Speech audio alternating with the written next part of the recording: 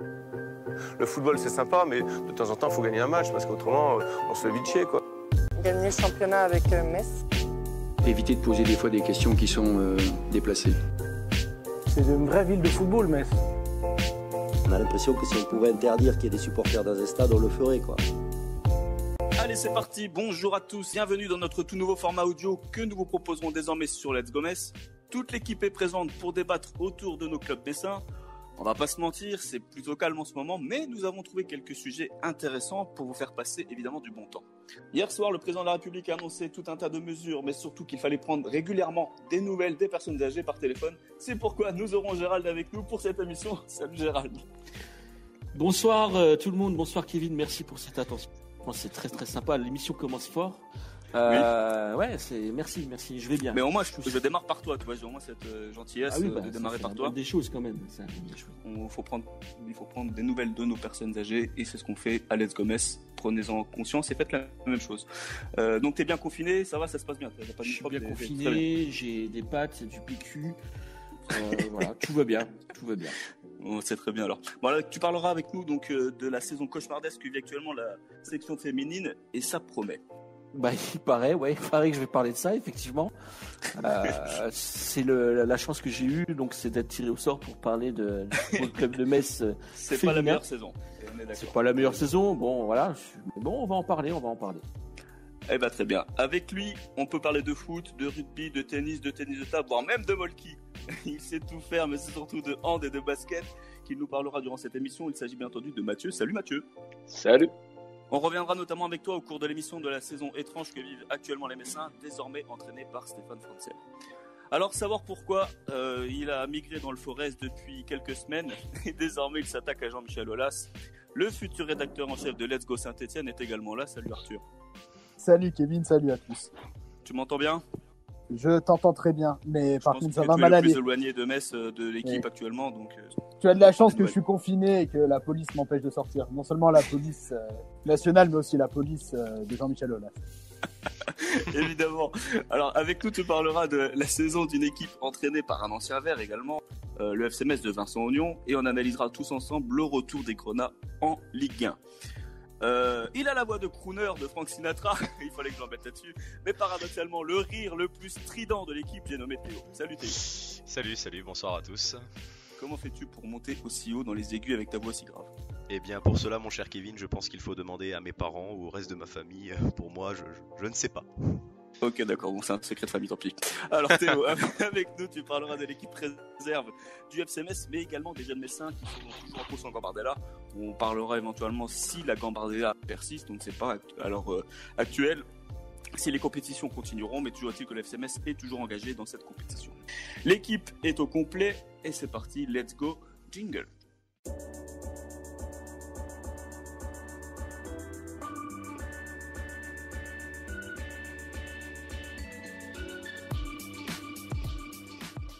On ne vous apprend rien, comme beaucoup de sportifs, les Dragons, deuxième du championnat à égalité de points avec Brest, sont contraintes également à une pause forcée. Mathieu nous a préparé un petit bilan de la saison jusqu'à cet arrêt. Mathieu, c'est à toi.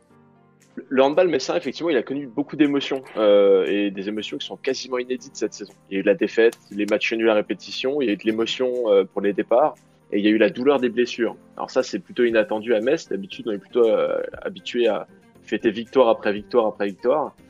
Mais malgré tout cela, les Dragons, elles sont plutôt dans les clous en fait sur ce début plus que le début d'ailleurs, mais sur cette partie de saison. En championnat, elles sont collées à Brest, en haut du classement. Elles ont validé la semaine passée un ticket pour les demi-finales de Coupe de France et surtout, elles sont qualifiées pour les quarts de finale de Ligue des Champions, ce qui est un des principaux objectifs de l'équipe. Donc c'est une saison en relief avec pas mal d'événements internes et externes au club, mais les objectifs sont plutôt remplis et c'est assez encourageant. Arthur, toi qui suis également le handball à Metz pour Let's Go Metz, comment trouves-tu cette saison actuellement, si effectivement elle vient encore à se poursuivre des Dragons ? Je pense que vu les éléments contraires que connaît le club cette année, les résultats de l'équipe sont vraiment admirables. Emmanuel Maillot fait un boulot formidable, réussir à amener encore cette équipe en quart de finale de Ligue des Champions, en finissant premier au final de la poule de la mort, mention principale, et donc forcément aborder un quart de finale assez abordable. Pour un nouveau Final Four, c'est assez exceptionnel. Et en championnat, les Messines sont première égalité, vous l'avez dit, avec Brest. Donc franchement, les objectifs sont pour le moment parfaitement atteints. Et il y a des chances de titre encore à Metz. Les beaux jours de Metz Handball sont encore devant nous. Mais alors, qu'est-ce qui fait dire que, selon certains, la saison est moins bien par rapport aux années précédentes, alors que tous les voyants sont actuellement au vert et que si ce n'est quelques matchs nuls et quelques victoires à l'arraché, le club est quand même encore en compétition et que ses objectifs sont toujours possibles. Comment expliquez-vous ça, vous, notamment du point de vue des supporters? Gérald, je ne sais pas si toi éventuellement tu as peut-être plus. Moi, dis-moi. J'ai un regard assez candide et assez jeune sur les Dragons parce que ça fait qu'un an que je les suis. Donc j'ai tendance à dire que de Metz aussi fringante, aussi victorieuse, tout sport confondu.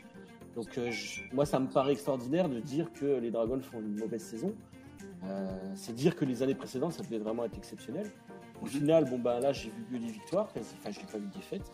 Donc voilà. Après le supporter messin sont exigeants. Donc voilà. Faut comprendre, faut peut-être comprendre, je sais pas. Après, il y a aussi le fait que l'équipe traverse une période un peu délicate apparemment. Il y a beaucoup de départs, c'est une page qui se tourne. Donc peut-être que ça joue dans le moral des supporters. C'est le flou qui entourerait l'équipe de la saison prochaine qui, d'après toi, je pense qu'on leur prête en fait des mauvaises intentions, comme un relâchement psychologique du fait de certains départs, qui pourrait expliquer, on va dire, quelques mauvaises prestations. Alors quand on dit mauvaises prestations, c'est des matchs nuls, c'est très peu de défaites à l'extérieur. C'est insignifiant. Au final, les objectifs sont là, comme l'a dit Mathieu. Donc pour moi, c'est une très très bonne saison. Est-ce que d'après vous, oui, dis-moi Mathieu, allez-y. Ouais, d'ailleurs, on parle des départs et des choses comme ça. Si vous voulez, je peux faire un petit bilan rapide et on va vite se rendre compte qu'en fait, c'est pas aussi dramatique qu'on aurait pu le penser au début. Dans la ligne des départs, il y a Laura Flip qui part au Paris 92. On a Laura Gloser qui part à Győr. Mario Mobon qui va à Nantes. Grace Zahadi qui va à Rostov. Et Xenia Smith qui part à Bietigheim. Alors bon, certes, c'est des joueuses emblématiques et des gros noms, mais le club a plutôt bien compensé parce que il a fait du recrutement pour pallier à ces postes-là. Melvin Deba qui vient de Paris 92, Atadou Sako qui viendra au poste de gardienne depuis Nice, Chiaza Sanko qui vient du Podravka Vegeta, et à côté de ça il y a aussi eu des prolongations, Marianne Sachka, Astrid Nguyen, Orlan Kanor, Méline Nokandi. Donc ce sont des prolongations qui sont intéressantes et qui viennent aussi renforcer l'équipe parce que ce sont des noms qui sont bien connus et qui offrent une certaine stabilité. Et surtout, j'ai envie de dire, il y a aussi le coach Emmanuel Mayonade, et ça c'est la composante la plus importante, qui a prolongé d'une année, et ça c'est très important parce que c'est la vraie stabilité de l'équipe qui en dépend.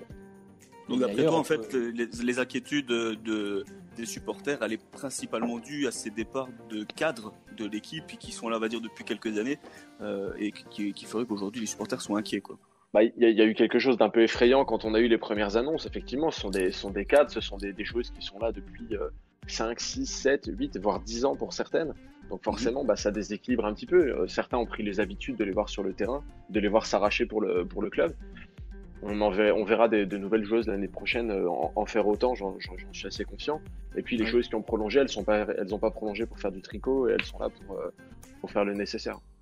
Ok. Gérald, tu voulais ajouter ? Alors je voulais dire que on avait joué quasiment toute la saison sans Laura Gloser.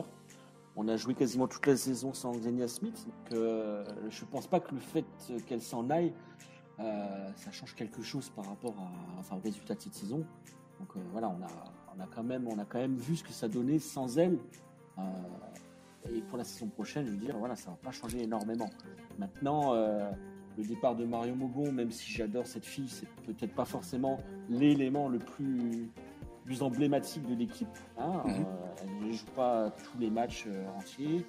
Voilà, c'est pas le départ le plus dramatique. Moi, j'aurais tendance à dire que le départ de Laura Flip sera certainement plus préjudiciable. Non pas Grace Zahadi. Grace Zahadi, bien entendu, mais bon, Là, je vais laisser parler le spécialiste Mathieu. Il y a quelque chose à dire, je crois, là-dessus. Ouais, bah, Grazadi, c'est sûr que c'est un départ important parce que déjà parce que c'est la capitaine. Déjà quand on perd un capitaine, c'est forcément une partie de l'âme de l'équipe qui part. On sait qu'elle travaille beaucoup avec Emmanuel Mayonnaud pour tout ce qui est à l'extérieur du terrain, c'est-à-dire tout ce qui est gestion de l'équipe. Elle fait un lien qui est important. Ouais. À l'heure qu'il est, on ne sait pas encore qui va prendre le brassard à sa place. Mais voilà, c'est sûr que c'est une organisation qui va être à remettre en place. Grazadi, ça va être un départ important.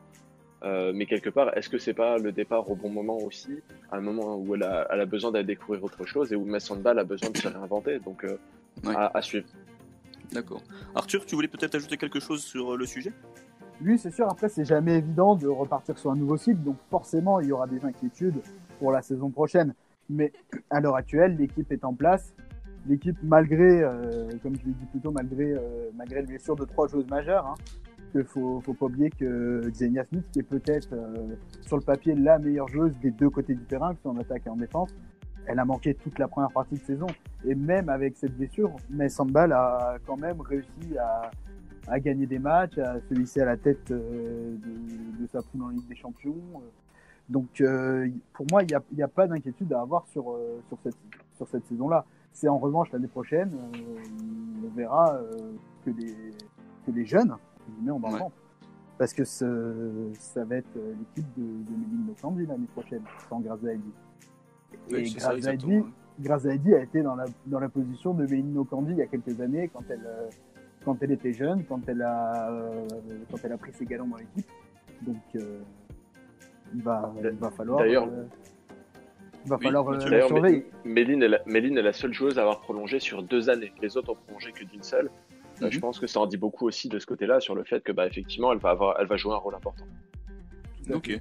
Une question aussi qui me suis venue, notamment sur la saison, est-ce que d'après vous, le mondial a été préjudiciable pour Metz Handball cette saison? Gérald, préjudiciable Mathieu. à quel niveau? Au niveau de la fatigue, peut-être?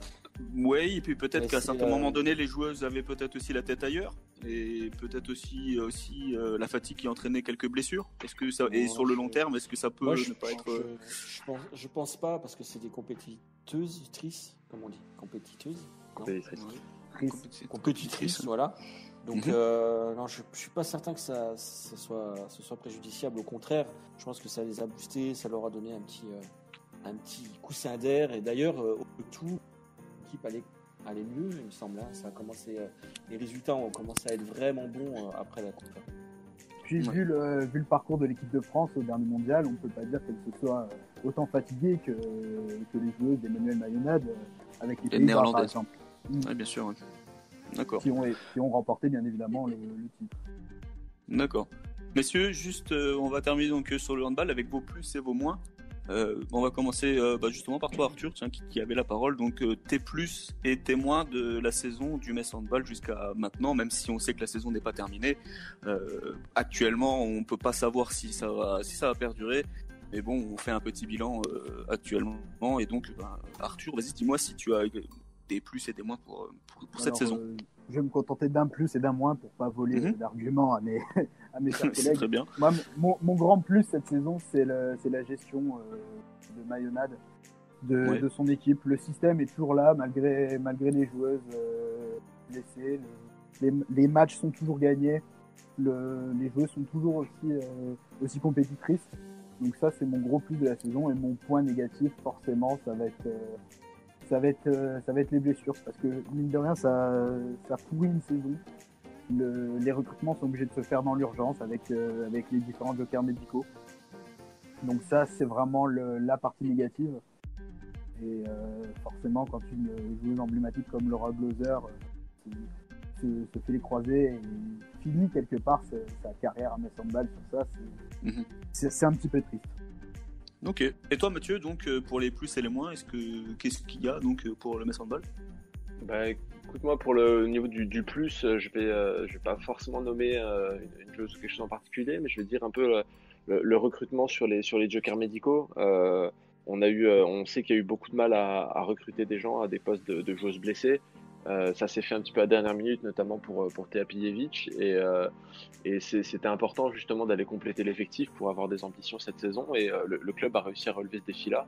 Donc on a eu Tea Pijević qui est arrivé au poste de gardienne, et Martin Smets qui est venu remplacer Manon Gouet. Et ça c'était vraiment important, et elles ont commencé à avoir un peu de temps de jeu, et on a pu voir que c'était des recrutements qui étaient à la hauteur de ce qu'il fallait à Metz, donc c'est une très très bonne chose, et c'était pas facile à mettre en place, donc voilà. Et ensuite en moins, c'est un peu vilain, mais j'aurais envie de dire parfois le public qui se montre pas toujours à la hauteur, peut-être justement, on l'a évoqué, des fois un petit peu trop exigeant.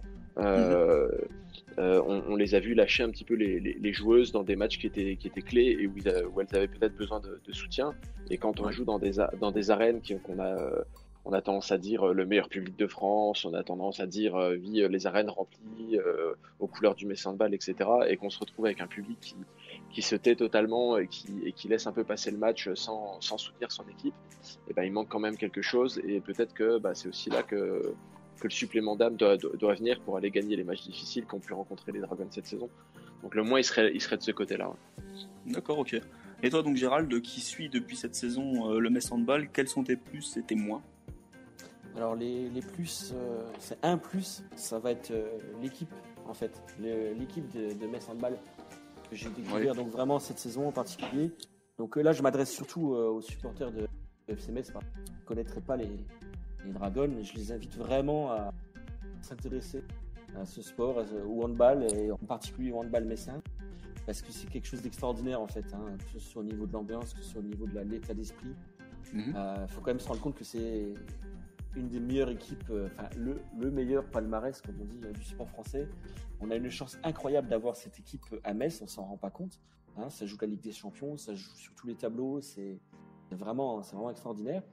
Et du coup, en moins, j'ai envie de parler des médias en général, puis des diffuseurs télévision qui malheureusement passent à côté de ça, et ils font passer le peuple, j'ai envie de dire, à côté de ce sport. Et d'autant plus que c'est depuis cette année seulement. Depuis cette année seulement depuis cette saison, où l'an dernier, le championnat féminin était diffusé. D'accord, tu m'apprends quelque chose.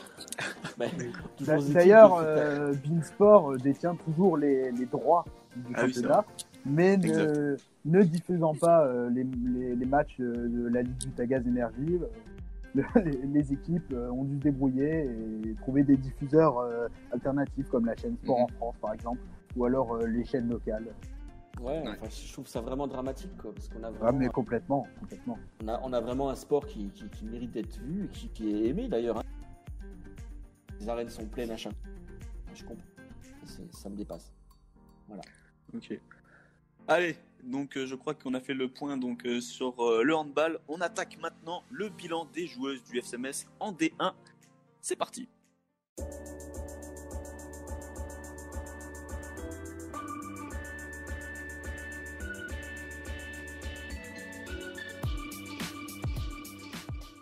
Gérald, tu nous as préparé un bilan de la saison des féminines du FC Metz, et le bilan n'est malheureusement pas glorieux pour cette deuxième saison d'affilée en Division 1.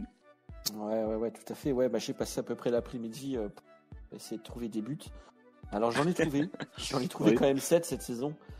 J'ai pas le nom de toutes les buteuses parce qu'elles sont trop nombreuses. 7 buts marqués, 2 matchs nuls et 14 défaites sur 16 matchs. Je sais pas si tu vois. Oui, quand même.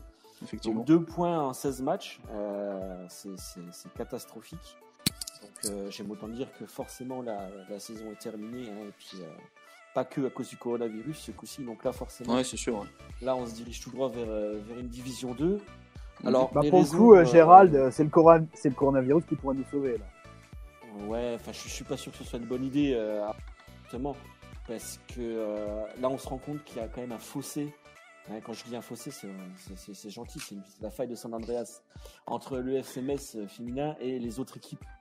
Il y a, que ce soit techniquement, physiquement, oui, mais d'esprit. Après, il y a aussi, il faut se souvenir aussi qu'il y a un fossé énorme aussi entre le bas de la D1 et la D2, parce que le FC Metz, lors de sa montée, avait fait des matchs assez incroyables, a gagné 8-10-0 et après avec beaucoup de difficultés à affronter d'autres équipes de son niveau. Je suis d'accord avec toi. Maintenant, tout n'est pas acheté, attention. Hein. Quand je dis ça, il y a quand même des satisfactions.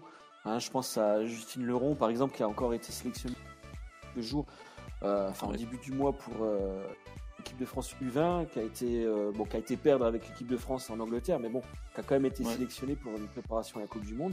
Oui, bien sûr. Ça reste un bon élément. Autant dire que ça m'étonnerait qu'elle reste. On a eu 2-3 satisfactions. On a eu le recrutement de Shania Gordon devant qui a fait, on va dire, qui a explosé par rapport aux autres. Ouais. Mais hormis ça, ça reste quand même très faible et on voit le mal que certains départs ont fait l'année dernière.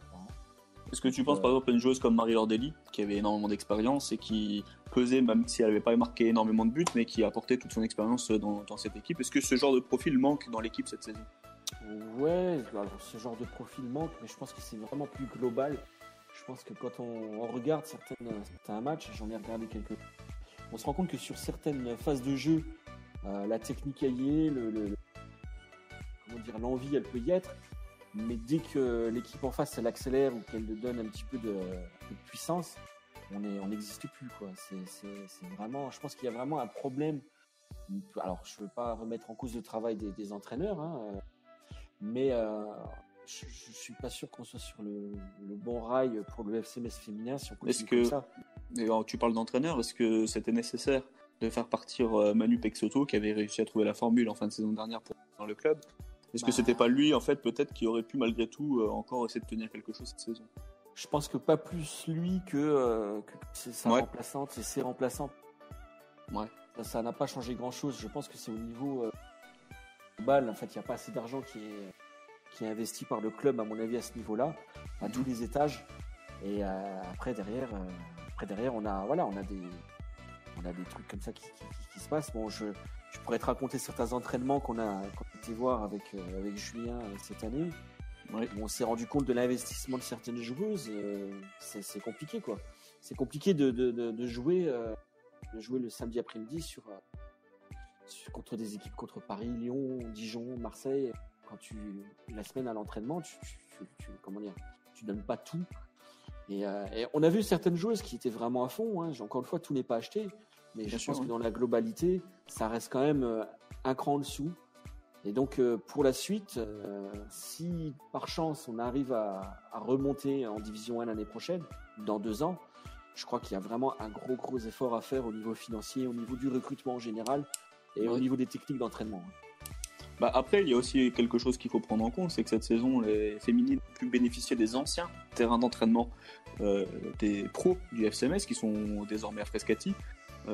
Donc sans doute qu'il y avait peu d'équipes dans cette division qui bénéficiaient d'installations telles que cette section féminine. Est-ce que justement, pour toi Arthur, c'est un petit peu dommage de se dire que finalement, avec une impression de donner beaucoup plus de moyens à cette section-là, finalement, ça ne s'est pas traduit dans les résultats cette saison? Je pense que ça ne s'est pas traduit dans les résultats pour la simple et bonne raison que l'effectif est beaucoup moins fort que la saison dernière. Hein. Au-delà du départ d'une joueuse comme Marie Lordelli, qui pouvait faire parler son expérience, même si statistiquement elle n'a pas été exceptionnelle, c'est le départ de Léa Qualifié au PSG, qui était clairement la meilleure joueuse de Metz la saison passée. Elle tenait l'équipe entre guillemets à elle toute seule. Et elle a forcé de constater qu'elle n'a pas été remplacée et que cette équipe de Metz est beaucoup trop faible cette saison. Et quand rien ne va, il y a absolument rien qui peut régler les problèmes, à l'image du TFC cette année en Ligue 1 chez les hommes. Ouais.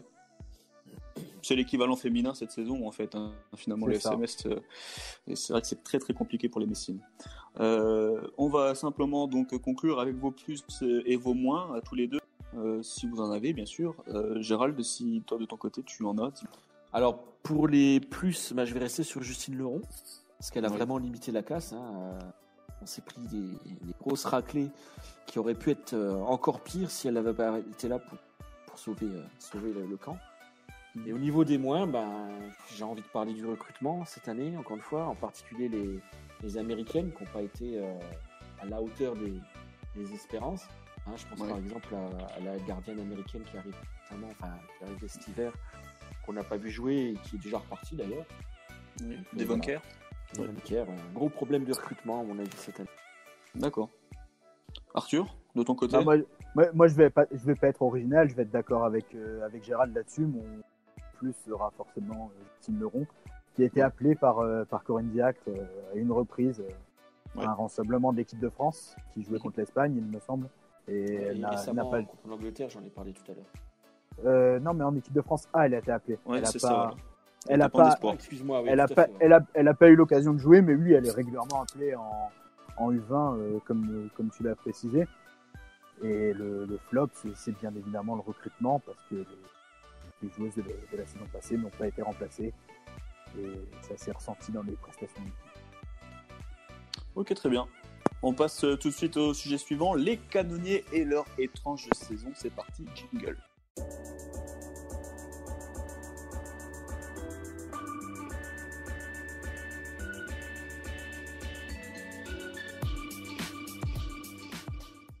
Une équipe ambitieuse dans un club ambitieux, 6000 personnes environ aux arènes pour affronter Jeff. Une phase aller réussie, mais voilà, depuis 2020, les canonniers peinent à remporter des matchs et ont même dégringolé au classement. Mathieu nous dresse le bilan des Messins en N2, c'est à toi Mathieu. Ouais, il y a beaucoup à dire sur les canonniers. L'équipe a beaucoup changé par rapport à la saison précédente, mais l'intégration des nouveaux joueurs, ça a assez bien passé.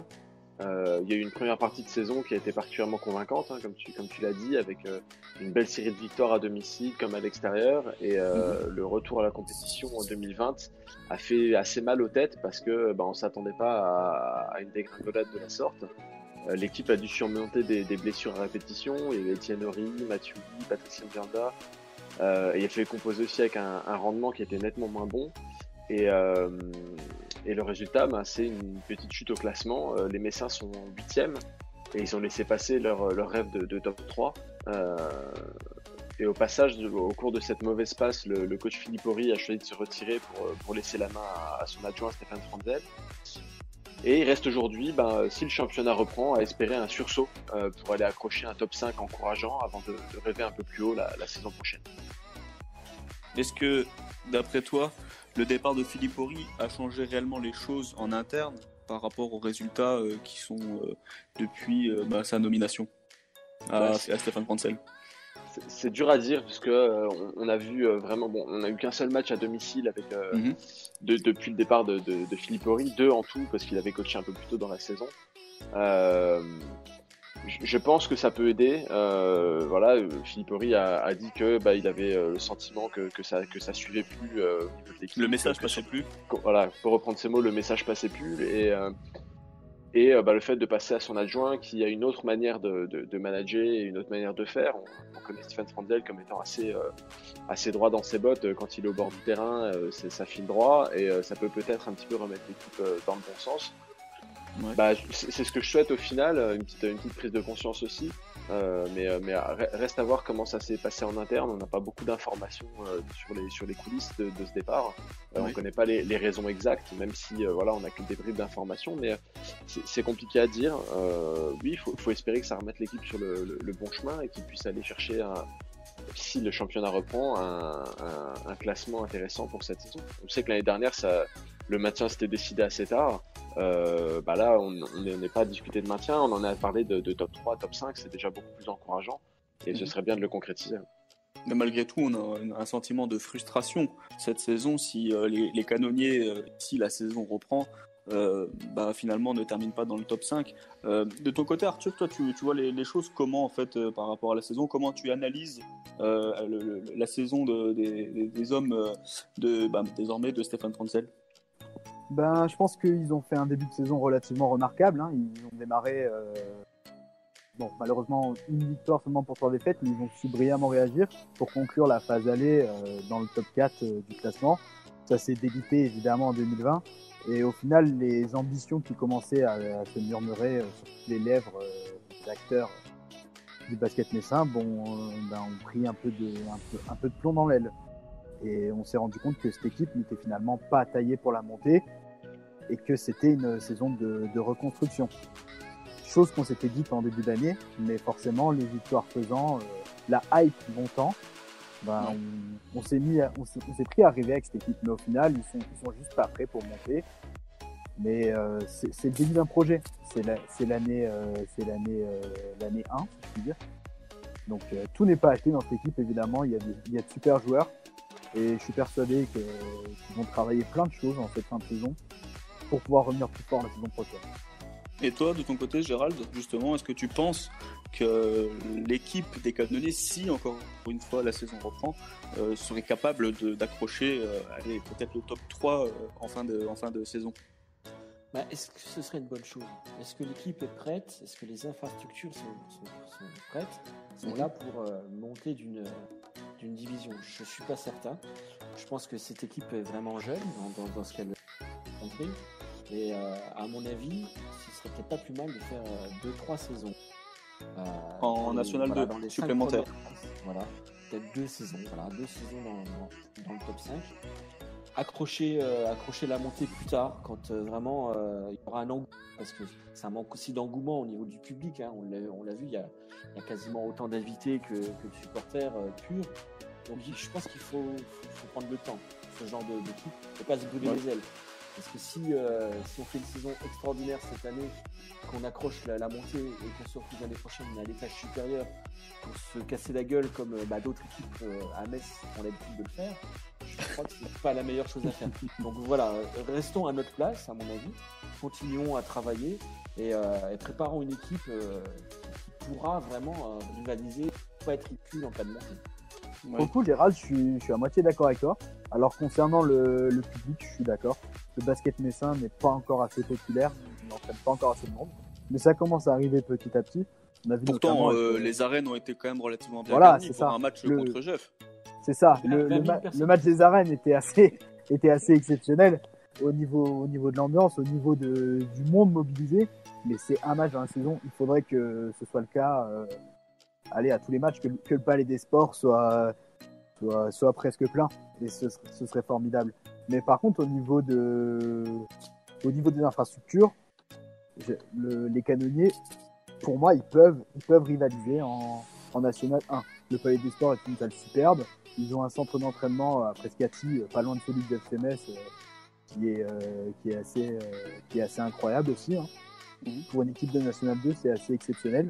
Bon, malheureusement, il va falloir réparer l'isolation parce qu'en hiver, ils ont dû changer de c'est salle la problématique. Les joueurs parce qu'il faisait trop froid. Dit cette saison, c'est vrai que c'était compliqué durant la période hivernale de pouvoir s'y entraîner, c'est sûr. C'est ça, mais mis à part ce léger problème, qui est quand même un détail, oui, c'est sûr. Les choses sont bien en place. Les infrastructures commencent à monter. Donc d'après toi, on est prêt alors? On pourrait monter. Au niveau des infrastructures, oui. Mais au niveau de l'équipe, non, il manque encore quelque chose. Mathieu, j'aimerais avoir aussi ton avis un petit peu, parce que le constat qui a été fait cette saison, c'est que les Canonniers ont eu des difficultés, notamment contre les équipes alsaciennes. Est-ce que d'après toi, il y a quand même aussi quelque chose, un supplément d'âme, peut-être, qui manque dans cette équipe, ou peut-être aussi d'autres manières d'aborder le basket dans ces équipes-là? On l'a vu que c'était compliqué face à Holzheim, c'était compliqué contre Waslon. D'après toi, comment ces équipes-là abordent le championnat? Est-ce qu'il y a une façon de faire qui pourrait peut-être aussi être inspirante pour les Canonniers pour les saisons à venir? Alors, je sais pas s'il y a vraiment une malédiction alsacienne, des résultats qui sont vraiment inférieurs de ce côté-là. Non, je pense que les Canonniers, avant de regarder vraiment comment ça se passe à l'extérieur dans les équipes en face, il y a beaucoup à regarder déjà chez nous. Dans la façon de se préparer, dans l'équilibre de l'équipe, le fait d'avoir les joueurs bien disponibles et frais et dispo pour être prêts à disputer les matchs. Je sais qu'il y a pas longtemps, il y a un match où ils se sont déplacés à 7 joueurs et il y en a un qui s'est blessé, donc ils ont fait le match à 6.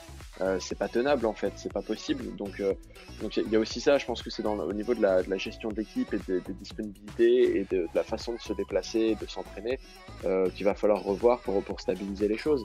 Après, on a aussi une équipe qui est assez qui est vieillissante, grosso modo, parce qu'on a des joueurs qui sont revenus, qui avaient arrêté ou qui étaient dans d'autres équipes professionnelles et qui sont là en post-carrière et qui sont là.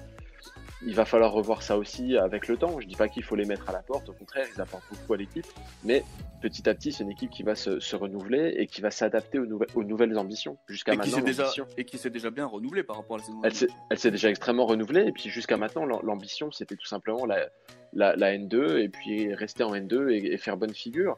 Là, depuis cette saison, l'ambition elle est un peu au-dessus. On sent un vrai projet, on sent que ça se fédère un petit peu, et l'équipe elle va s'adapter à ça, elle va continuer à se transformer. Les plus anciens vont peut-être trouver un rôle différent, ou vont voir leur temps de jeu un petit peu baisser, ils vont s'adapter à ça, et on va avoir d'autres joueurs qui vont venir parce que Metz sera estampillé comme équipe ambitieuse, et ils auront peut-être quelque chose à y jouer, et ça va jouer aussi là-dessus. Et c'est pour ça qu'effectivement, jouer la montée cette saison, c'était illusoire, c'était le bienvenu, tant qu'on était bien classé, qu'il y avait une belle série de victoires, tant mieux, mais ça restait illusoire parce que la saison prochaine aurait été très compliquée, alors que là, oui, on va jouer une belle place au tableau, et derrière, il faudra stabiliser et aller plus haut l'année prochaine. C'est ça le plus important là pour le moment, le vrai projet il est là. Ok. J'aimerais aussi avoir l'avis de Théo, qui n'a pas beaucoup parlé depuis le début de l'émission parce que c'était sur des sujets qui étaient un peu plus complexes. Je voulais savoir un petit peu comment toi tu perçois les choses. C'est la première saison complète que tu suis le basket et notamment celui de Metz. Comment tu trouves cette équipe, l'ambiance, tout ça? Parle-nous un petit peu de cet amour naissant, le basket messin. Un amour naissant, ouais, j'irai peut-être pas encore jusque là, mais ouais, j'ai commencé depuis la fin de la saison dernière à venir voir du coup les canonniers au Palais des Sports. Ouais. Donc ouais, franchement, je trouve que je conseille vraiment à tous mes confrères qui sont plus typés football à essayer entre guillemets, parce que on est vraiment sur. Moi, je trouve que l'ambiance est vraiment sympathique. On voit des joueurs qui ont une envie, on voit vraiment un groupe qui a envie d'aller plus loin. Moi, je vais pas vraiment parler forcément de l'aspect technique parce que voilà, c'est un sport que je maîtrise. Je vais pas dire pas non plus, mais très peu. Donc, mais vraiment, on sent au niveau humain qu'il y a quelque chose qui est en train de se faire autour de Metz, notamment, je pense, entre la saison dernière et cette année, une refonte qui a été faite au niveau des maillots. Donc, avec des maillots qui sont tout neufs depuis cette année, des maillots Grenat. Toi, en tant que supporter du FC Metz, ça n'a pas été pour toi, ça a été important pour toi aussi, ça, ce genre de petite attention, on va dire, entre guillemets. Oui, je pense que c'est, en tant que supporter du FC Metz, même en tant qu'amoureux de la ville de Metz de base, c'est quelque chose. De voir une équipe en Grenat, quoi. Voilà, de voir une équipe en Grenat, pour moi, je trouve ça quelque chose enfin, je vais pas dire logique, mais je trouve ça que c'est un clin d'œil qui est sympa et qui est entre guillemets nécessaire quand tu veux créer une identité autour d'un club. Autour d'une ville, là ce qui est le cas, c'est qui est la ville de Metz. Et pour revenir à ce que je disais par rapport à ça, on sent un projet naissant, on sent l'envie de bien faire, on sent vraiment un club qui a envie de viser plus haut. Et c'est ça qui est très touchant, c'est de voir des gens qui sont des bénévoles qui viennent tous les ça dépend des matchs, hein, évidemment des jours, mais c'est des gens à chaque match qui sont là, qui sont mobilisés, qui ont le sourire. Et franchement, c'est quelque chose qui donne envie de venir et de venir soutenir justement les canonniers. Et franchement, j'invite tout le monde comme tout à l'heure, Gérald l'a annoncé pour tout ce qui était pour le handball féminin, j'invite aussi tout le monde à venir passer une soirée à aller voir un match des canonniers, ou alors un dimanche après-midi, parce que de temps en temps c'est le dimanche après-midi. Honnêtement, voilà, allez-y, franchement c'est une bonne expérience et vous regretterez pas, j'en suis sûr et certain. Ok, super, on enchaîne tout de suite donc sur les plus et les moins de la saison. Avec toi Mathieu, quels sont tes plus et moins de la saison des canonniers actuellement?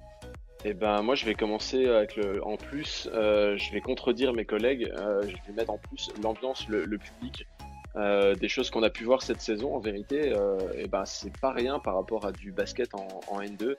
On voit de plus en plus de public qui vient aux arènes, on voit de plus en plus de gens qui se déplacent, qui font du bruit. On a le match face à Jeuf qui a été un petit peu pour moi un tournant dans la saison de ce point de vue-là, parce que ça a permis à des gens qui connaissaient pas du tout le basket messin de venir découvrir. Et depuis, on voit de plus en plus de monde qui vient au Palais des Sports, des gens qui sont de plus en plus motivés. On a eu des matchs avec une superbe ambiance, ça tape dans les mains, ça crie, ça encourage, etc. C'est bien boosté aussi quand on peut avoir en tribune des gens plus disons supporters club quoi. Avec on a déjà eu on a eu des étudiants, on a eu la génération Grenat qui s'est déplacée aussi plusieurs fois. Quand ça tape sur les tambours, que ça tape dans les mains et que ça motive le public, ça fonctionne encore mieux.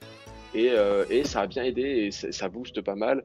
Et j'ai récemment parlé avec quelqu'un qui joue au hand et qui fréquente beaucoup les terrains de division commune, hein, c'est-à-dire en National 2 aussi, mais au niveau du hand masculin, et qui adorerait avoir une ambiance comme ça parce que ils ont personne en fait, et ça bouge pas autant que ça. Et en vérité, c'est déjà très très bien ce qui se passe au Canonnier. On pourrait parler justement des VIP et compagnie qui sont assez nombreux, mais ça passe aussi par là. Et malgré ça, on a quand même de plus en plus de monde en tribune et je trouve ça hyper encourageant. Et c'est déjà un très bon niveau par rapport à la division dans laquelle évolue l'équipe. Donc ça, c'est vraiment mon plus. Je suis assez satisfait de voir les choses se développer de ce côté-là. Ouais. Après, dans le moins, c'est un peu moindre, mais ce qui a posé problème aussi, on évoquait le début de saison, le début de partie 2020 qui a été compliqué. C'est aussi parce que les Canonniers ont dû jouer une série de matchs à l'extérieur. Ils ont enchaîné 3 matchs à l'extérieur avec 2 matchs de championnat, un match de coupe, et ça leur aura clairement pas rendu service. Le fait de se déplacer, d'être dans le doute, d'avoir une équipe qui est touchée par les blessures et d'avoir des défaites à l'extérieur plusieurs fois d'affilée, ça a un peu plombé l'équipe. Et on l'a vu quand ils sont revenus à domicile, ça gagne beaucoup plus facilement. Ça se ressource aussi, et les 3 matchs à l'extérieur les ont vraiment tués, je pense. Et c'est ça qui a beaucoup influé sur la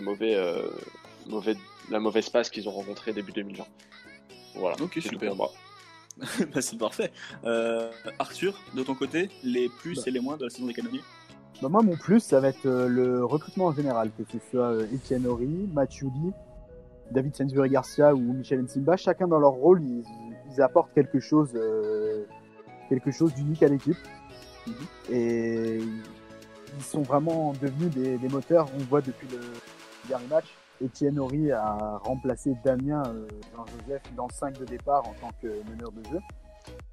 Donc actuellement, ces 4 recrues sont 4 titulaires.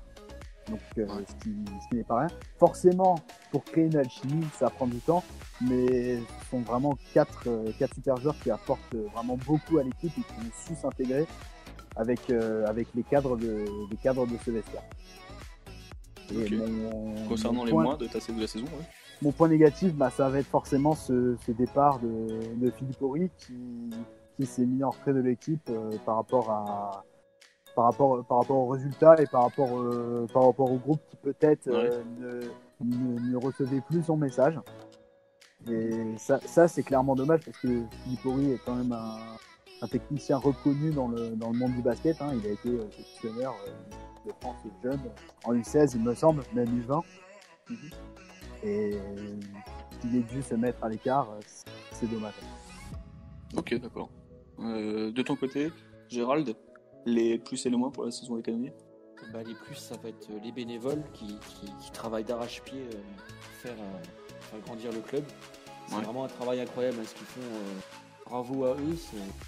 Sans oublier que derrière ce genre de club qui n'a pas encore les moyens financiers d'autres grands clubs, il y a des gens qui travaillent gratuitement, qui sont là pour donner de leur personne. Donc vraiment, allez-y, vous ne serez pas déçus, ils font vraiment un travail incroyable. Après, au niveau des moins, je dirais le retour des vacances d'hiver qui ont été un peu difficiles. Alors je sais pas, peut-être qu'ils ont mangé un peu trop de fromage de je sais pas. Trop de chocolat. Trop de chocolat, mais c'est vrai qu'il y a vraiment 2 visages. Il y a la première partie de saison et la deuxième, même si il y a quand même des satisfactions, il y a quelques matchs qui ont été intéressants. Mais il y a quand même eu cette cassure hivernale. Ok, d'accord. Théo, de ton côté, est-ce que tu as des plus et des moins pour la saison des Canonniers 2019-2020? Eh bien, je pense que je rejoins quand même Mathieu parce que comme pour avoir fréquenté même du football à des niveaux comme ça de plus en plus de plus basse division, même dans le football, qui est un sport beaucoup plus populaire que le basket en France. On n'a pas souvent ce genre d'ambiance dans les stades donc de bas niveau.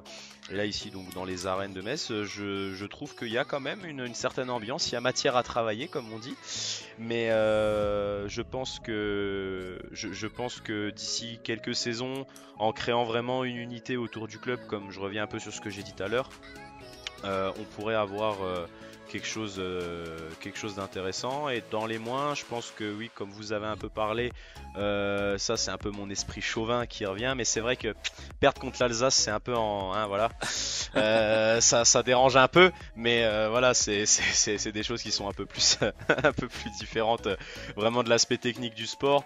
Moi en tout cas de loin, je vois des jeunes qui ont de l'envie, et je pense et je souhaite que le club des Canonniers aille le plus loin possible dans les prochaines années. Ok, super. Est-ce qu'on a tout dit? Peut-être des choses à rajouter? Non, je pense que j'ai un dernier truc à rajouter, un point extrêmement positif. C'est vraiment toute la sympathie qui est dégagée par les joueurs et les dirigeants. Je dis pas ça pour évidemment pour faire plaisir, mais c'est vraiment très agréable de suivre une équipe comme ça qui est content de ce qu'on peut faire autour d'elle.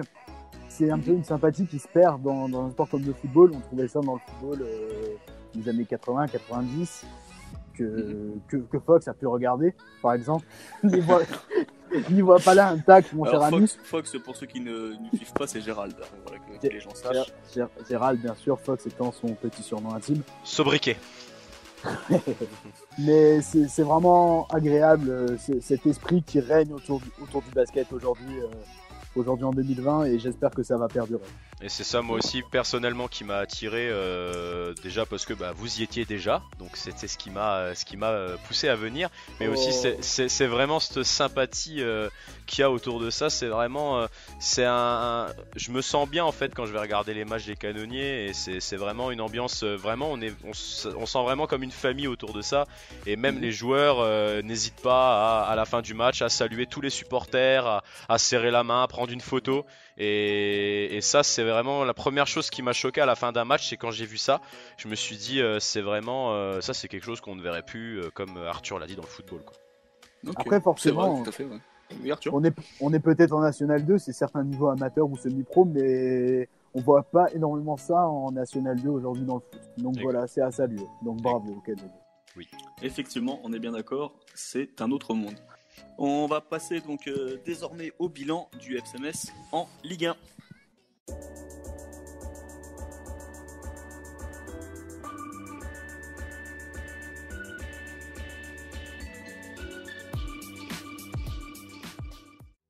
Contrairement aux Canonniers, 2020 semblait sourire aux hommes de Vincent Ognon. Quel est le bilan des Grenats cette saison, mon cher Arthur? Le bilan des Grenats, tout d'abord, ça avait commencé avec un mercato plutôt contrasté qui a fait parler beaucoup d'observateurs, notamment avec l'absence du recrutement d'un avant-centre, puisqu'à l'époque on ne savait pas si Habib Diallo avait le niveau de la Ligue 1. Bon, je pense qu'il a prouvé qu'il avait le niveau, figurant parmi les meilleurs buteurs du championnat cette année. Mais le gros point négatif est l'absence d'un remplaçant à Fabien Santon, qui est le seul latéral droit de l'effectif. Mais contre mauvaise fortune bon cœur, le FC Metz a bien démarré son championnat avec un match nul glané à Strasbourg, le rival, et une victoire 3-0 à domicile face à Monaco, avec un but pour conclure du capitaine courage, du feu capitaine Renaud Coad. Puis ça s'est délité. 4 défaites consécutives avant un réveil à Saint-Etienne dans un match entre prétendants au maintien désormais. Et puis patatras, après une victoire face à Nantes le 19 octobre, le FC Metz connaît une série noire de 11 matchs consécutifs sans la moindre victoire.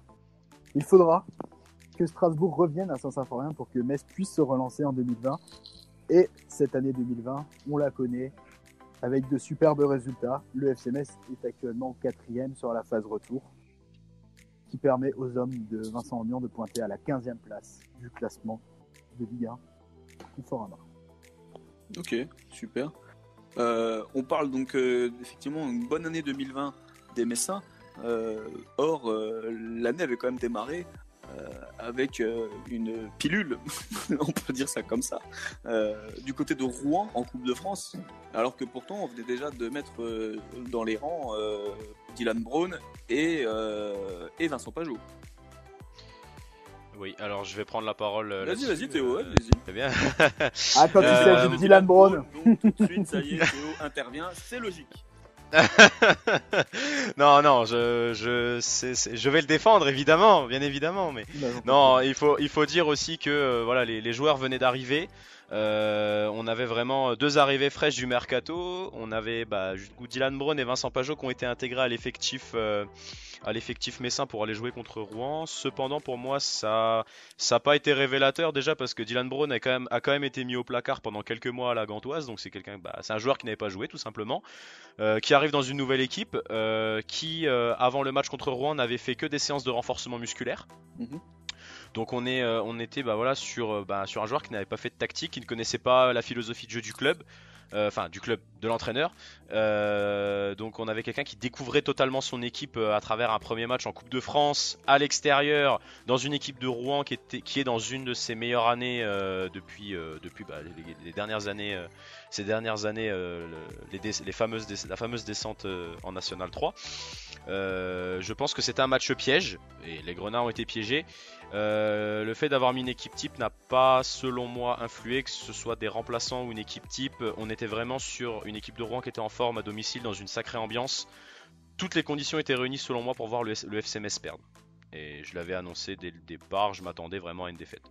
Donc, personnellement, ça n'a pas vraiment été une surprise. Après, il y a perdre et perdre. Donc là, on n'a vraiment pas perdu et pas avec la manière. Donc j'ai vraiment été triste de prendre une aussi grosse volée à l'extérieur face à quand même une équipe de National 2, quoi. Donc tu n'as pas vraiment été surpris de voir après le FC Metz s'imposer contre Strasbourg, s'imposer contre Reims, parce que pour toi c'était assez logique en fait que le FC Metz s'incline à Rouen. Pour moi c'était logique. En fait, pour moi ce qui manquait au club c'était prendre vraiment une claque. Et je pense que ça a vraiment été, on le voit sur les matchs qui ont suivi derrière, c'était vraiment la grosse claque. Autant pour le staff que pour les joueurs.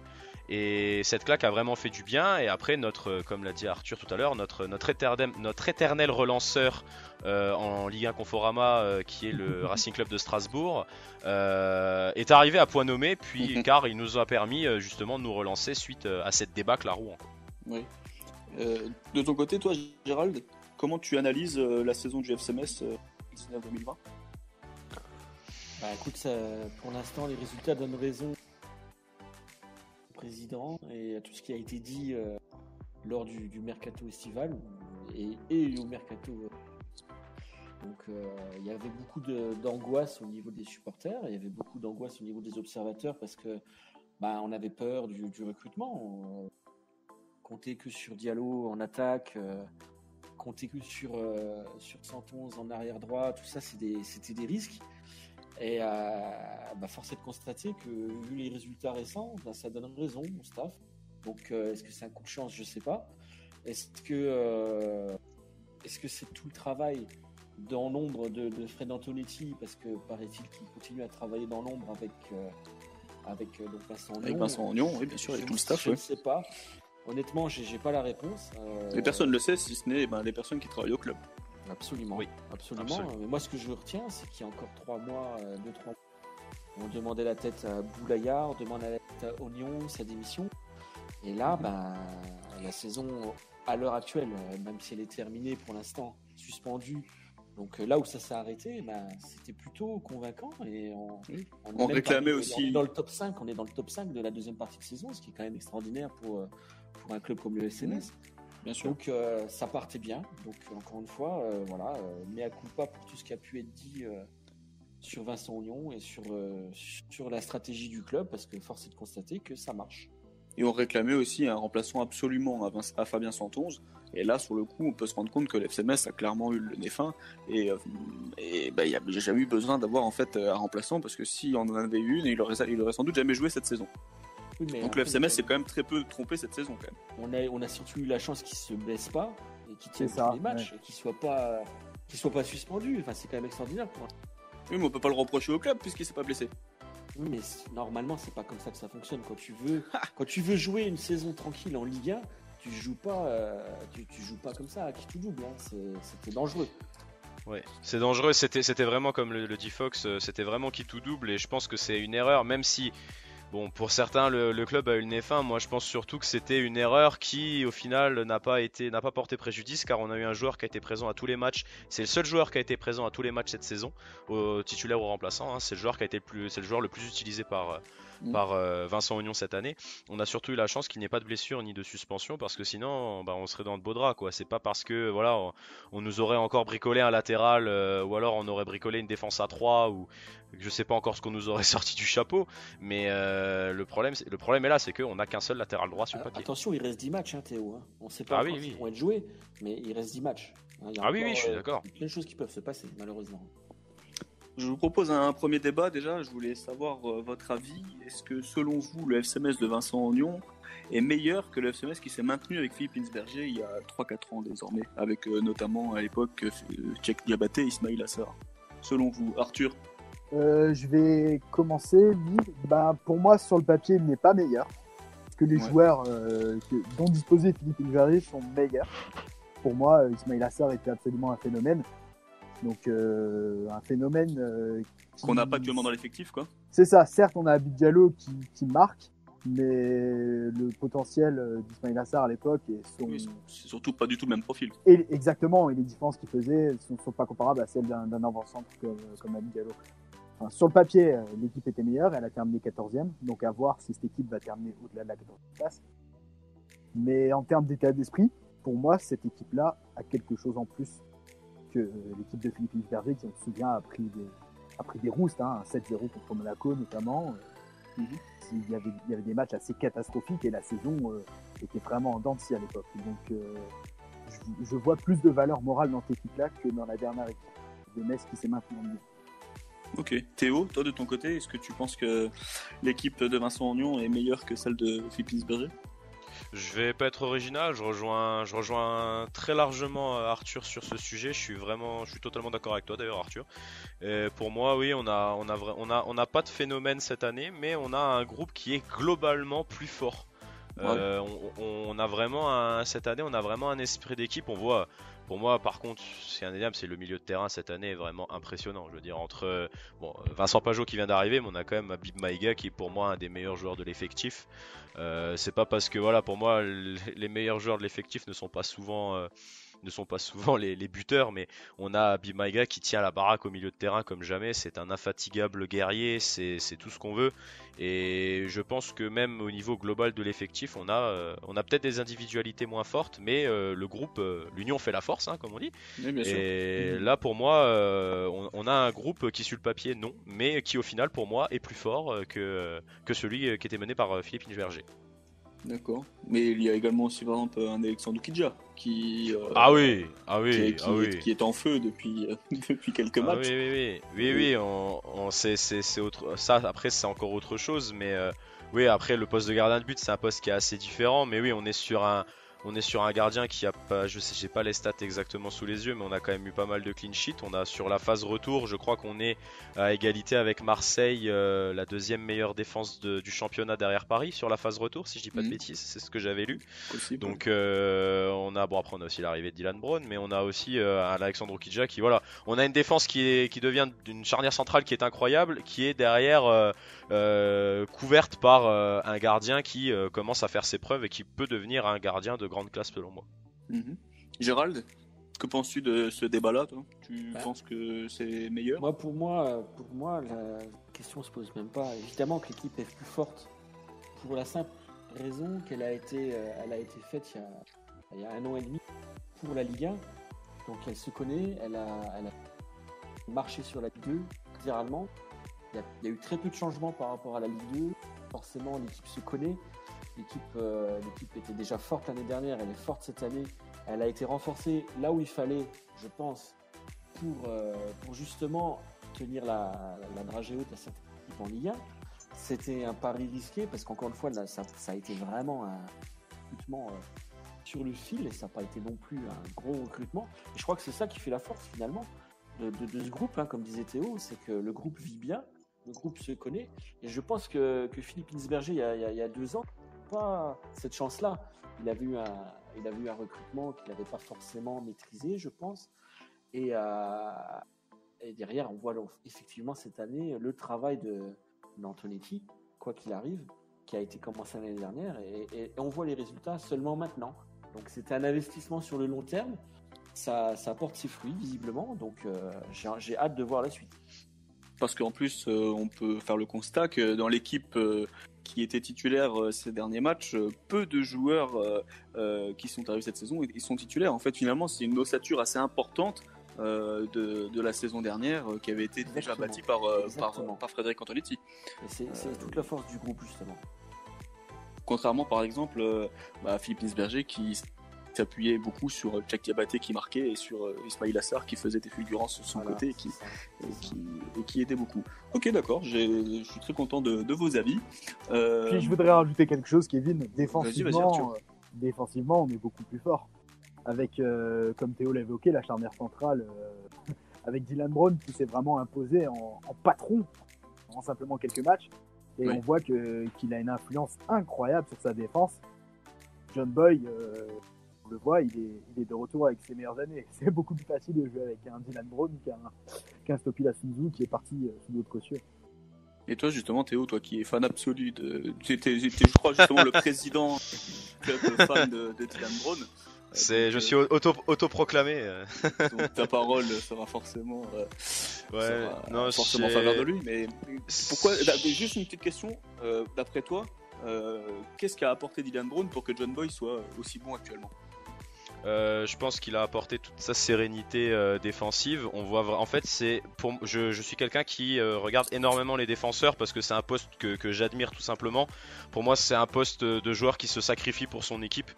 Les défenseurs, j'ai toujours trouvé ça plus impressionnant que les autres joueurs. Et vraiment, Dylan Brown, pour moi, avec à l'époque un Fallette, pour moi, je vois vraiment un des meilleurs défenseurs que j'ai vu de mes propres yeux à Saint-Symphorien. On observe, en fait, il est vraiment bon partout. Il a une très bonne couverture aérienne, il a un très bon jeu de tête, il sait marquer de la tête. Il n'a pas encore montré chez nous, mais il sait marquer de la tête. C'est un joueur qui a une qualité de relance qui est chirurgicale. On a vraiment le rock qu'on cherche depuis des années, notre perle rare défensive qu'on cherche depuis des années, on l'a enfin trouvé. Au niveau de la Ligue 1. Au niveau de la Ligue 1. Et vraiment, je pense que depuis son arrivée, on a vraiment Fabien Santons qui commence de plus en plus à exploser parce que je pense que dans la tête de Fabien Santons, il se dit derrière moi j'ai Dylan Brown, je peux monter. Voilà. Je pense que ça se limite à ça tout simplement. Quand tu as un défenseur comme ça dans tes rangs, quand tu es latéral, tu te dis c'est bon, je peux monter, je sais très bien que derrière il y a la vitesse, il y a l'assurance, il y a la propreté de relance aussi. Tu sais très bien que tu peux monter et je pense que même au niveau de John Boy, on voit au niveau de son assurance, on sent quelqu'un qui est beaucoup plus hargneux dans ses tacles, même dans sa présence physique, on l'a vu lors des derniers matchs. Maintenant, il n'hésite plus vraiment à s'imposer en se disant que même s'il se fait passer derrière, il sait qu'il sera là, tu vois. Et pour moi, c'est ça que je me dis, quoi. Un autre sujet tout à fait différent, j'aimerais que Gérald me parle de Mathieu Hudol parce que je sais que c'était pas forcément le joueur qu'il avait forcément qui portait le plus dans son cœur et aujourd'hui clairement c'est un joueur qui t'impressionne. Alors pour Mathieu Hudol, c'est pas que je le portais pas dans mon cœur, attention. Au contraire, moi les joueurs le truc c'est qu'il était en concurrence directe avec Delaine, qui pour moi a été vraiment la révélation de la Ligue 2 l'année dernière. Et pour moi, c'était inconcevable que Hudol arrive à revenir et à prendre la place de Delaine. Et mine de rien, c'est arrivé. Et d'abord, il l'a remplacé. Il a fait des matchs incroyables. Il s'est montré même plus efficace que Delaine, qui lui a paradoxalement eu un peu de mal cette année en Ligue 1. Donc c'était inattendu. Sachant aussi qu'en début de saison, à son poste, il y avait aussi Manu Kabi qui était devant. Donc il y avait quand même 3 joueurs pour ce poste-là. Et Mathieu Hudol, aujourd'hui, est carrément indétrônable. Il est Alors indépendant. que pour moi, même, une petite parenthèse là-dessus, Ouais. le premier match où on a vu Manu Kabi, justement, moi, il m'a impressionné. Oui, c'est vrai. Pour moi, là, quand j'ai vu ça, je me suis dit, bon, bah, en fait, Udol, s'il repart en blessure, c'est pas grave. C'est la chose que je me suis dit. C'est Notamment, triste, c'est c'était triste son- à penser. C'était C'est son triste match à contre penser, Montpellier. mais- Hein. Son match contre Oui, Montpellier, c'est ça, notamment. contre Montpellier. Et il a donné une passe décisive, si je me souviens bien. Si Oui, je c'est dis ça, pas de ouais. bêtises. Ouais, puis bon. Donc, ouais. Donc c'est une vraie bonne surprise de voir Udol. On s'attendait vraiment pas à ça, quoi. C'est extraordinaire. Donc on espère que sa jambe, son genou va tenir cette fois-ci et qu'il va nous faire encore 3-4 saisons à Metz de ce niveau. Messieurs, on va parler donc de vos plus et de vos moins pour la saison du FC Metz. Arthur, si tu veux bien commencer.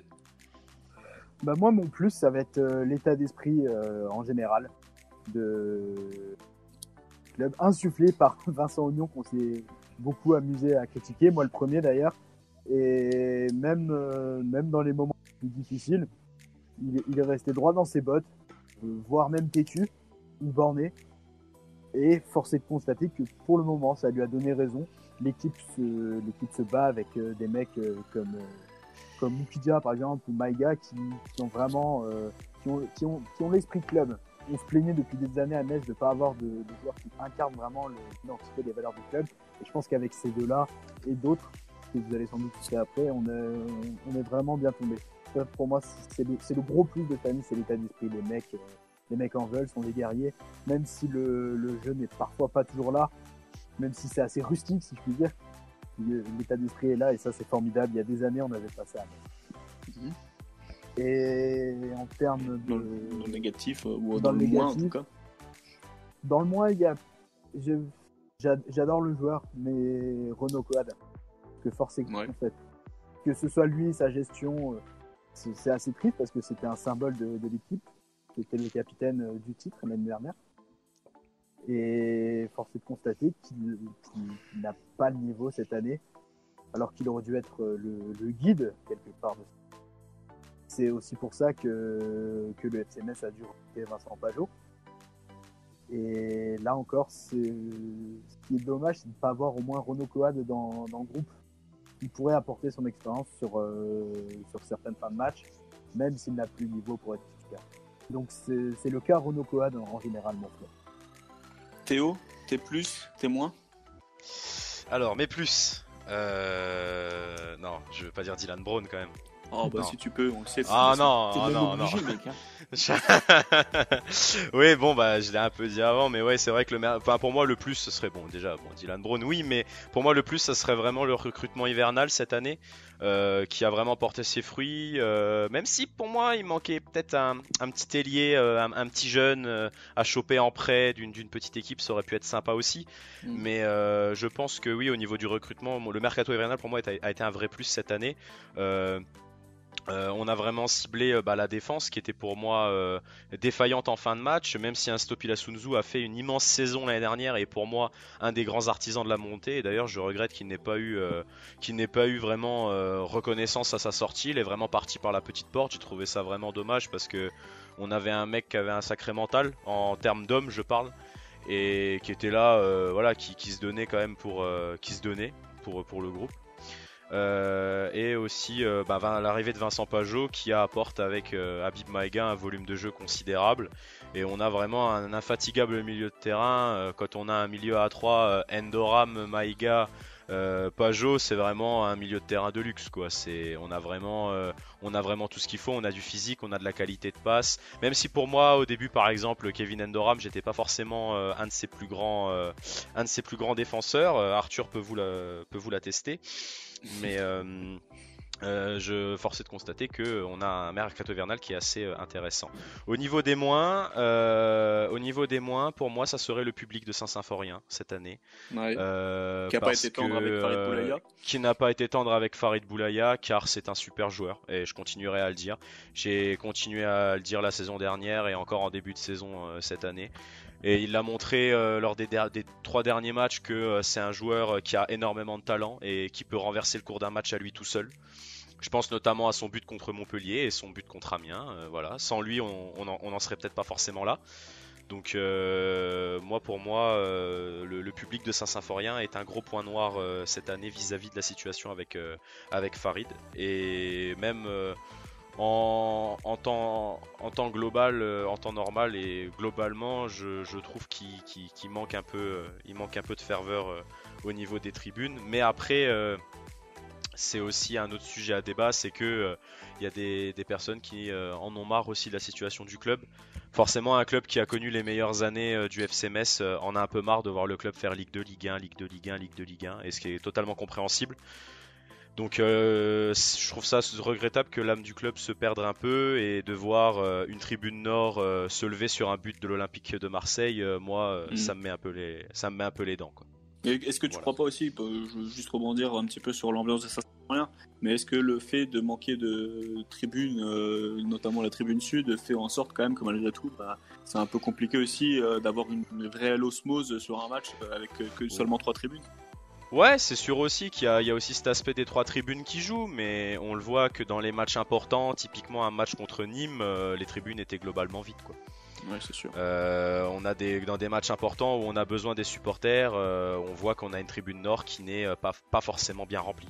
Et après, on peut pas dire, voilà, les autres années, ce qui était souvent mis en avant, c'est oui, le prix des places, oui, le prix des abonnements. Et les gars, faut arrêter, cette année, on avait des abonnements à 99 €, c'est du jamais vu en Ligue 1 pour le FC Metz. Donc voilà. Ok, très cool. Gérald, pour toi, les plus et les moins? On va commencer par le moins et parce que c'est exactement la même chose que, en particulier, le bashing sur Bougaya qui m'a vraiment dégoûté cette année, pire que l'année dernière. Le bashing sur Oignon, effectivement, on n'était pas sûr, voilà, les résultats n'étaient pas convaincants, mais ça ne méritait pas ce bashing. Même certains groupes ultras, j'ai vu des choses assez extraordinaires, des banderoles sur Vincent Oignon. Bon, voilà, maintenant ça retourne sa veste. Voilà. Je m'attendais à mieux de certains groupes ultras par rapport à ça. Bien sûr, c'est pas les premiers à blâmer, hein. On va parler forcément de la tribune Nord, encore une fois, qui, comme tu l'as dit, Théo, qui se lève sur des buts parisiens ou marseillais. Mais ça, encore une fois, ça a toujours existé. Donc voilà, c'est comme ça. Voilà, donc vraiment le moins c'est le public.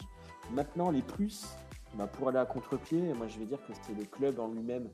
C'est la stratégie du club depuis 2 ans. Depuis l'annonce de la construction de la tribune sud, depuis l'annonce du centre de formation, le recrutement depuis 1 an et demi, toute cette stratégie qui est mise en place sur le long terme, c'est vraiment un plus que n'avaient pas les entraîneurs précédents et les équipes précédentes. Donc on est en train de vivre donc c'est vraiment le bon moment pour suivre, et c'est vraiment le bon moment pour Metz de prouver que c'est un club de Ligue 1 et pour longtemps. Voilà pour moi mes plus et mes moins. Parfait, je pense que on a tout dit. Nous allons donc pouvoir passer à la dernière rubrique, à la réserve et à la Gambardella. C'est parti.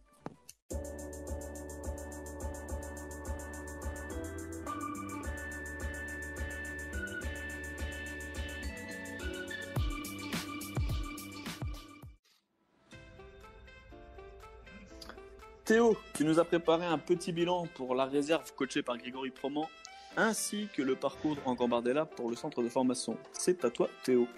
Oui, alors j'ai préparé donc quelques petites statistiques sur l'équipe réserve de Grégory Proman.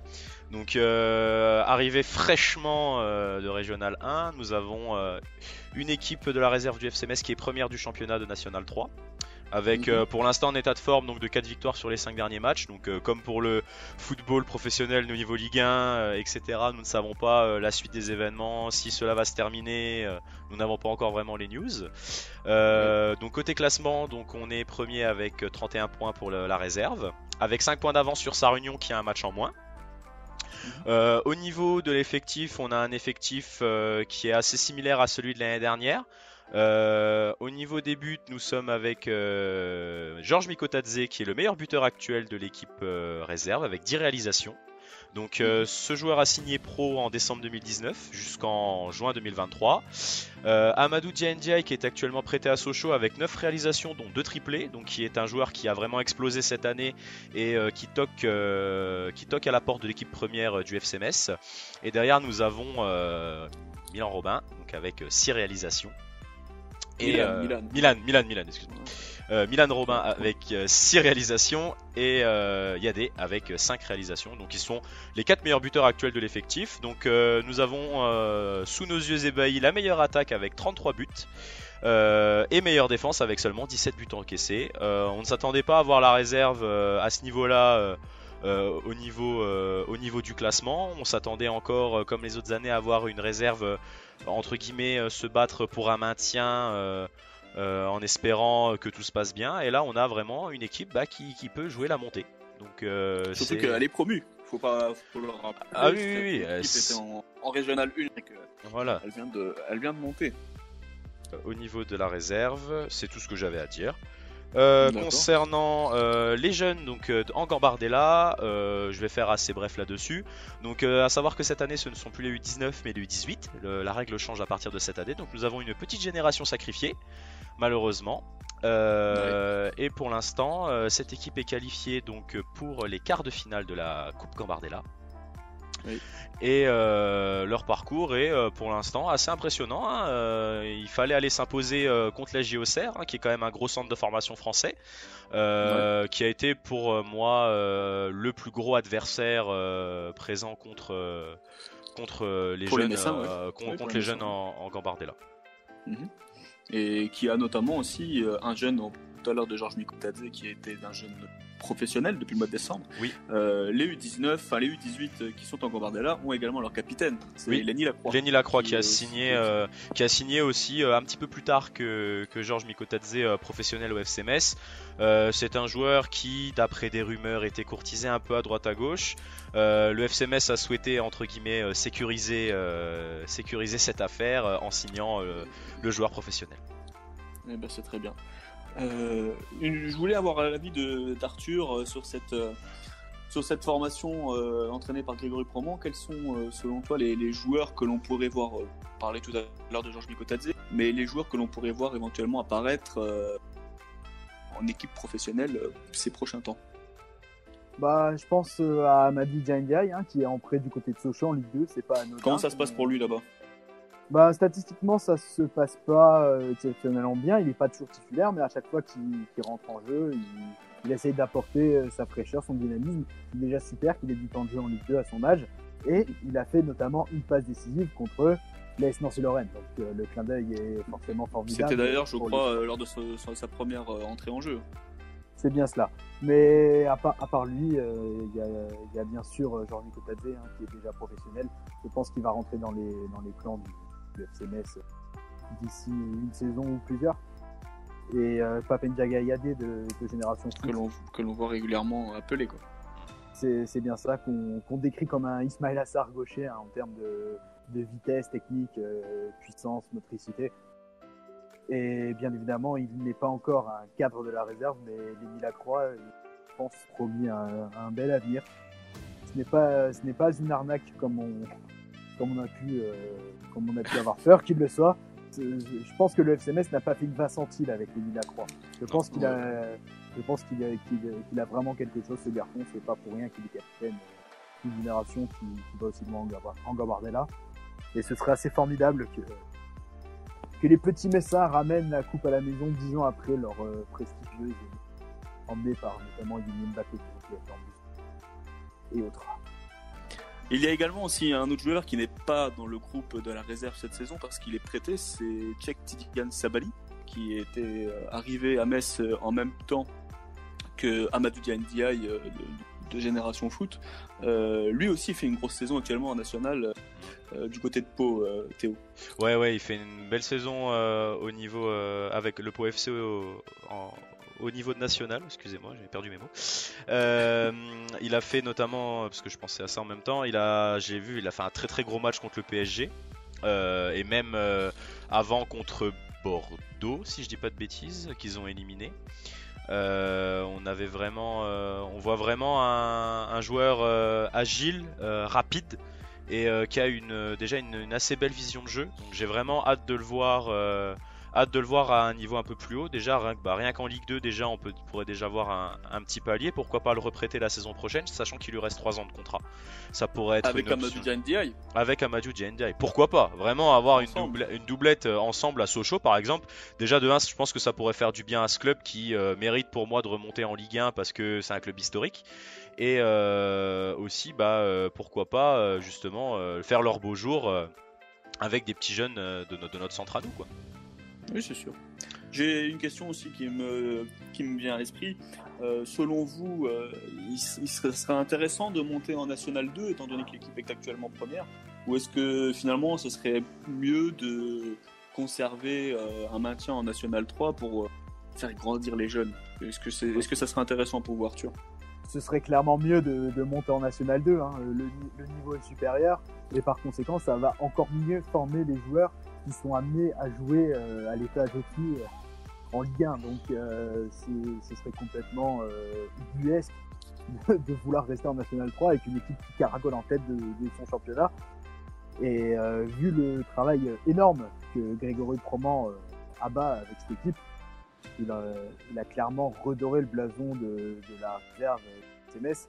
Et aujourd'hui, le FCMS peut de nouveau, à mon sens, compter sur sa formation, comme il a pu le faire par le passé dans ses prestigieux moments.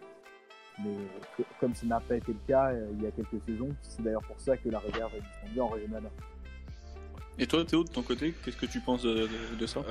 Justement, je me suis un peu renseigné par rapport à ça dernièrement, par rapport au niveau du National 2, justement, et on observe que quasiment toutes les réserves des équipes de Ligue 1 sont en National 2. On a le Stade de Reims, on a le LOSC, on a Angers, l'OM, l'OL. On a vraiment la plupart des équipes de Ligue 1 qui ont leur réserve à ce niveau.